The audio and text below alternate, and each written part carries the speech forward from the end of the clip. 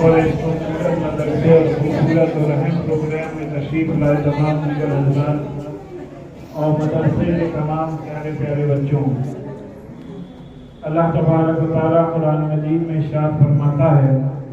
کہ اِنَّا نَحْنُ نَزَّلْنَا الذِّكْرَ وَإِنَّا لَهُ لَحَافِظُونَ، یعنی بے شک قرآن کو ہم ہی نے نازل کیا ہے اور ہم ہی اس کی حفاظت فرمانے والے ہیں۔ یعنی اللہ نے اپنی مقدس کتاب کی حفاظت کا خود وعدہ فرمایا ہے۔ علماء کرام تفسیر میں اس قرآن مجید کی اس آیت کے ایکسپلینیشن میں یہ بات تحریر فرماتے ہیں کہ اس سے یہ نہ سمجھا جائے کہ اللہ تبارک و تعالیٰ قرآن مجید کو صرف ایک کتابی شکل میں اس کی حفاظت کا وعدہ فرما رہا ہے، بلکہ اس کے اندر اور سینکڑوں قسم کے وعدے ہیں۔ مثال کے طور پر اس میں اللہ تعالیٰ اس بات کا بھی وعدہ فرما رہا ہے کہ جو لوگ قرآن مجید کو پڑھیں گے، جو لوگ قرآن مجید کو یاد کریں گے، جو لوگ قرآن مجید کو حفظ کریں گے، جو لوگ قرآن مجید کی تعلیم کو عام کریں گے، جو لوگ قرآن مجید کی تعلیم کا بندوبست کریں گے، اور جو لوگ ایسے ادارے جن اداروں میں قرآن کی تعلیم دی جائے گی ان کی مدد اور امداد کریں گے، ان تمام قسم کے لوگوں کا اللہ تعالیٰ حفاظت کا وعدہ فرما رہا ہے۔ لہذا بحیثیت ایک مسلمان کسی کے بھی ذہن میں ذرہ برابر رتی برابر بھی یہ شک و شبہ نہیں ہوا کرتا کہ اللہ کے کسی بھی وعدے میں ذرہ برابر بھی شک و شبہ کی گنجائش نہیں ہوتی۔ لہذا ہم اہل ایمان کا ایک لازمی جز اور حصہ ہے کہ ہم لوگ اس بات کو یقینی بنانے کی ہر ممکن کوشش کرتے ہیں کہ اپنے بچوں کو اعلیٰ سے اعلیٰ قرآن مجید کی تعلیم اور علم سے وابستہ کریں۔ آج کے اس دور اور آج کے زمانے میں بھی اگر ہم سے مراد تمام مسلمان اس بات کا تہیہ اور عزم کر لیں کہ ہم ماڈرن ایجوکیشن کے ساتھ ساتھ اپنے بچوں کو قرآن کی اعلیٰ سے اعلیٰ تعلیم دیں گے تو کوئی وجہ نہیں کہ اللہ تبارک و تعالیٰ ایک بار پھر سے ہماری اس قوم کو اور ملت کے نوجوانوں کو اور آنے والی نسل کو اور آنے والی جنریشن کو اسی مقام اور مرتبے پر نہ پہنچا دے جس مقام اور مرتبے پر کبھی مسلمان ہوا کرتے تھے۔ اپنے اس عظیم الشان ملک میں تعلیم کے ذریعے ہی ہم اپنے تمام حقوق کو حاصل کر سکتے ہیں۔ اللہ کا یہ بڑا کرم ہے کہ اللہ نے ہمیں اور آپ کو ایسے ملک میں پیدا کیا ہے جس ملک کا آئین، جس ملک کا سنویدھان، جس ملک کا کانسٹیٹیوشن ہر شہری کو برابر کے اختیارات دیتا ہے، اور ہمیں اقلیت میں ہونے کی حیثیت سے، ہمیں مائنورٹی میں ہونے کی حیثیت سے اس بات کا پورا قانونی حق دیتا ہے کہ ہم اپنے ادارے قائم کریں اور اپنے اداروں کو اپنے حساب سے قانون کے دائرے میں رہتے ہوئے اس کو ایڈمنسٹر کریں اور اس کو مینیج کریں۔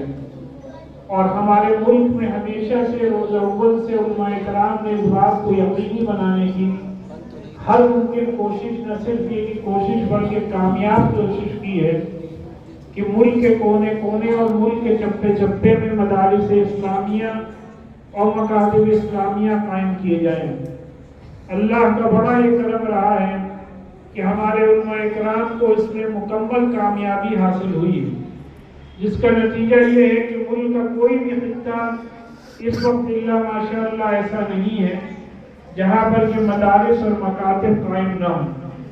ان مدارس اور ان مکاتب کا جو بنیادی مقصد جس کو لے کر علماء کرام چلے وہ یہ کہ کم از کم ہم ان مکاتب سے، ان مدارس سے ایسے بچے تیار کریں جو مساجد میں پانچ وقت حی علی الصلاۃ حی علی الفلاح کی صحیح طور پر صدا لگا سکیں، اور اس ملت کو صحیح طور پر نماز کی امامت فرمائیں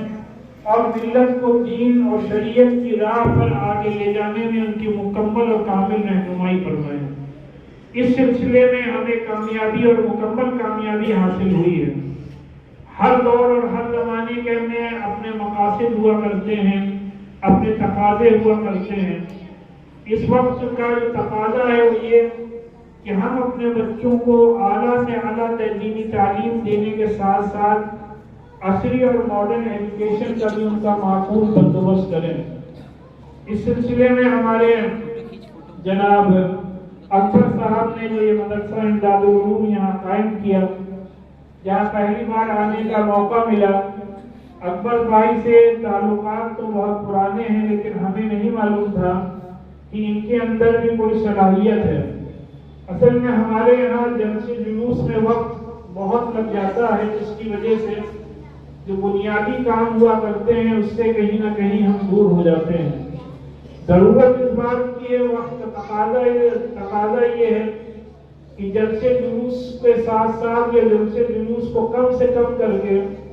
ہم اپنے تمام وسائل، اپنے تمام ریسورسز، اپنی تمام طاقتیں، اپنے تمام روپیہ اور پیسہ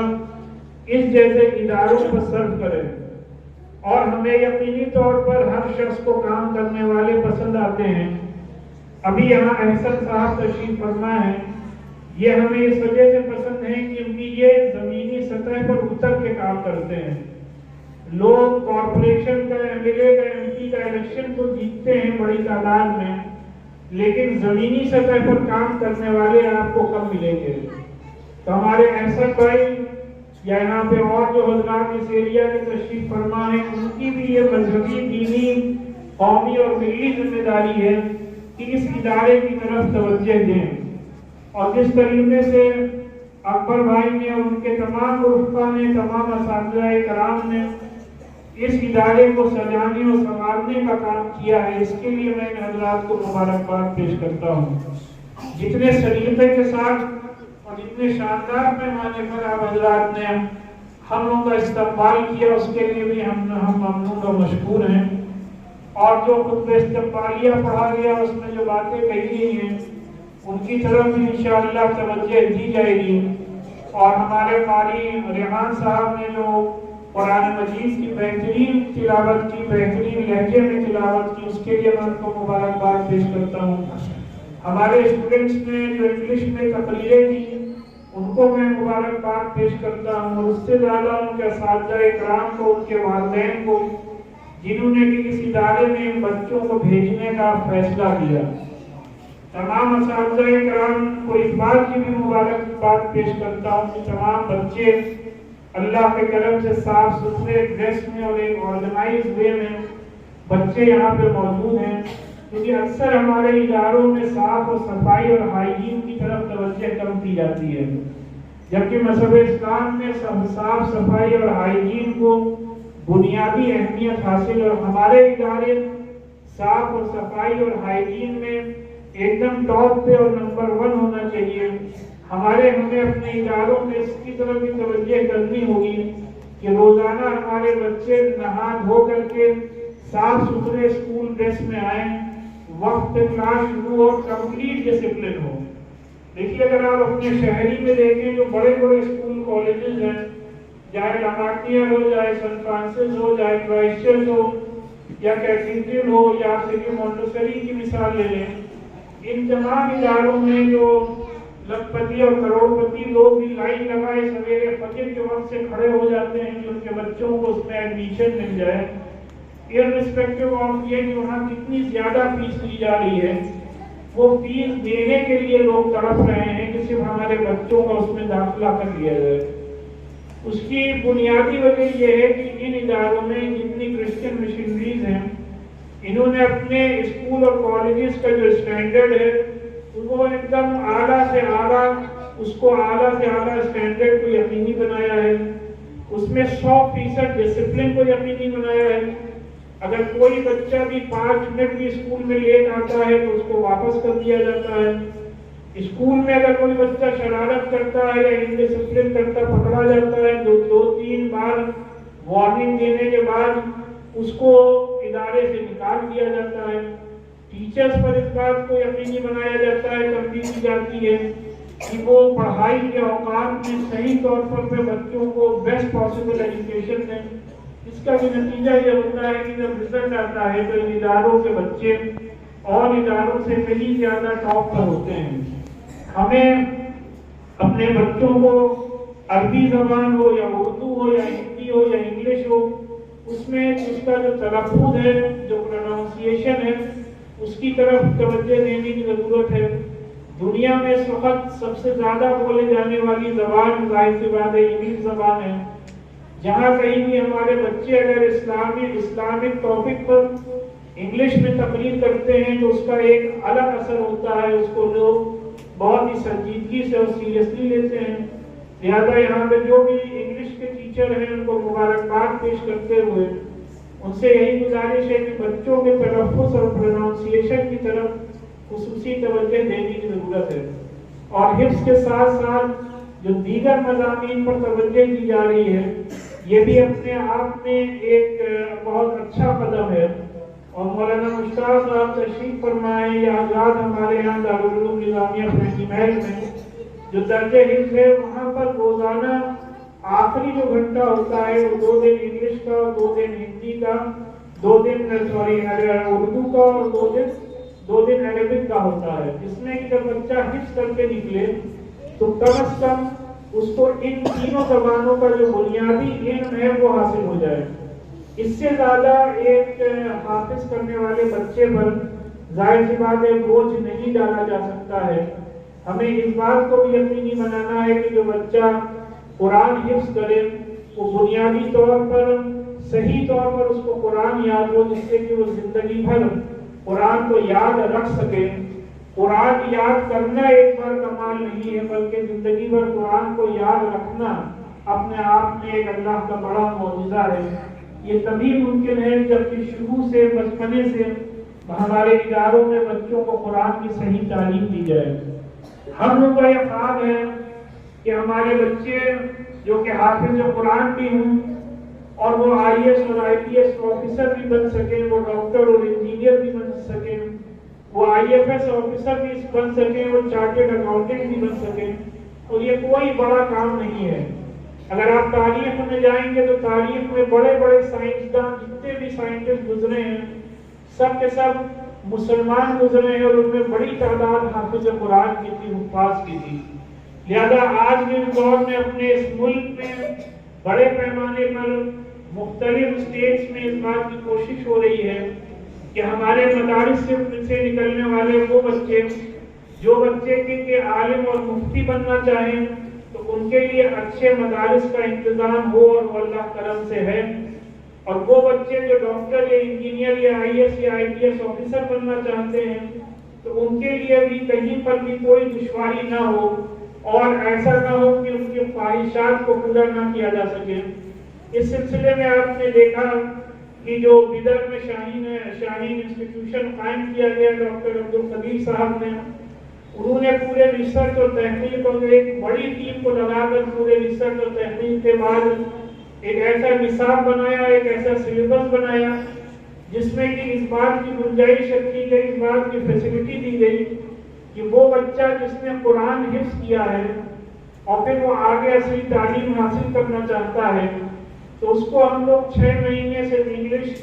میتھس اور سائنس پڑھائی جاتی ہے، اور صرف ان 3 سبجیکٹ کو 6 مہینے پڑھانے کے بعد ان کا ڈائریکٹ ایڈمیشن کلاس 8 میں کر لیا جاتا ہے۔ اور پھر اللہ کا یہ بڑا کرم ہے کہ وہ بچے جو اسکول کالج سے پڑھ کر آئے ہیں انہی بچوں کے ساتھ یہ حافظ قرآن بھی 8 کلاس میں ساتھ میں پڑھتے ہیں، اور کم وقت میں اللہ کے کرم سے قرآن کے معجزے سے، قرآن کی برکات سے یہ بچے ان بچوں سے کہیں زیادہ آگے نکل جاتے ہیں۔ آپ دیکھیں ابھی جو اس سال جو نیٹ کا ایگزام آیا، جو نیٹ کا رزلٹ آیا، جس کی نیٹ کو کوالیفائی کرنے کے بعد بچے ڈاکٹر بنتے ہیں، تو پورے ملک میں جو شاہین کی جتنی برانچز ہیں ان میں سے تقریباً 500 بچوں کا سلیکشن ہوا ہے۔ 500 بچوں کا سلیکشن ہونا کسی بھی ایک انسٹیٹیوٹ سے پورے ملک میں یہ اپنے آپ میں ایک بڑا ریکارڈ ہے، کسی بھی دوسرے ادارے میں آپ کو دیکھنے کو نہیں ملے گا۔ اور ان 500 بچوں میں وہ حفاظ کرام بھی شامل تھے جنہوں نے کہ یہاں پہ شاہین میں ایڈمیشن لیا، اور ان سب کو بھی گورنمنٹ سیٹ ملی ہے، اور ان 500 بچوں میں تقریباً 450 بچے مسلمان تھے۔ اسی طریقے سے جو IAS IPS بننے کا مسئلہ ہے، ہم لوگوں نے اپنے یہاں اسلامک سینٹر آف انڈیا میں پورا اس کا انتظام کیا ہے کہ لڑکا ہو یا لڑکی ہو اسلامی ماحول میں رہ کر اگر وہ اس سلسلے میں تعلیم حاصل کرنا چاہتا ہے تو اس کو ہر ممکن فیسلٹی دی جاتی ہے۔ اپنے اسلامک سینٹر آف انڈیا عیدگاہ لکھنؤ میں ابھی 1.5 سال پہلے ہی شاہین اکیڈمی شروع کی گئی، اور اللہ کرم سے ابھی جو JEE کا رزلٹ آیا ہے جس کو کوالیفائی کر کے بچے انجینئر بنتے ہیں، اس میں 2 بچے بیٹھے اور دونوں بچوں کا اللہ کرم سے سلیکشن ہو گیا۔ اور اس سال جو ابھی نیٹ کا ایگزام ابھی مئی میں ہوگا، اس میں بھی اپنے یہاں سے بچے بیٹھیں گے، اور کئی بچے ایسے ہیں جن سے پوری امید ہے کہ انشاءاللہ وہ کوالیفائی کریں گے۔ اور اپنے یہاں حفاظ بچے تقریباً 22 بچوں نے اس میں داخلہ لیا ہے، اور وہ 22 بچے اس سال 9th کلاس میں آ جائیں گے، اور ٹیچرز کا خود کہنا ہے کہ یہ جو حفاظ بچے ہیں یہ کہیں سے بھی جو اسکول کالج سے بچے جو بچپنے سے نرسری سے اسکول کالج میں پڑھ رہے ہیں، ان میں اب 1 سال 1.5 سال کے بعد ان بچوں میں کسی بھی قسم کی کوئی بھی کمی پائی نہیں جا رہی ہے۔ لیکن یہاں پہ اپنے یہاں رول سخت ہے کہ بچوں کو ہاسٹل ہی میں رہنا ہے، اور اسلامی ماحول میں ان کو رکھا جاتا ہے، اور دینیات کا کلاس باقاعدہ 45 گھنٹے کا 45 منٹ کا ہوتا ہے جو مولانا مشتاق صاحب لیتے ہیں، اور لڑکے اور لڑکیوں کا دونوں کا الگ کلاسز ہوتے ہیں، دونوں کا ہاسٹل بھی الگ ہے، اور کسی بھی بچے کو اکیڈمی میں انسٹیٹیوشن میں موبائل رکھنے یا استعمال کرنے کی قطعی طور پہ اجازت نہیں ہوتی۔ اس وقت ہمارے معاشرے میں، ہماری سوسائٹی میں جو سب سے بڑا فتنہ اور سب سے بڑا بگاڑ اور فساد پھیلا ہوا ہے، اس کی بنیادی وجہ موبائل ہے۔ تمام والدین کو اس کی طرف توجہ دینی ہوگی کہ چاہے لڑکا ہو چاہے لڑکی ہو، اس کو پڑھائی کے دوران موبائل بالکل بھی نہ دیا جائے، موبائل کا استعمال بالکل بھی نہ کیا جائے، نہ کرنے دیا جائے۔ اور جن بچوں کو گھر بات کرنی ہوتی ہے تو صرف اتوار کے دن ہے کہ وہ بچے اپنے گھر پہ بات کر سکتے ہیں۔ اتنے جب سختی کے ساتھ ٹائٹ ماحول میں بچوں کو رکھا جاتا ہے تو ظاہر سی بات ہے اس کا رزلٹ بھی اللہ کی طرف سے دیکھنے کو ملتا ہے۔ یہاں پہ جو بچے بھی قرآن حفظ کریں گے، اور ان کی اگر یہ تمنا اور آرزو ہے اور ان کے اندر محنت کرنے کی صلاحیت ہے، اور ان کے والدین کے اندر اگر یہ جذبہ ہے کہ وہ اپنے بچے کو پڑھائی کے دوران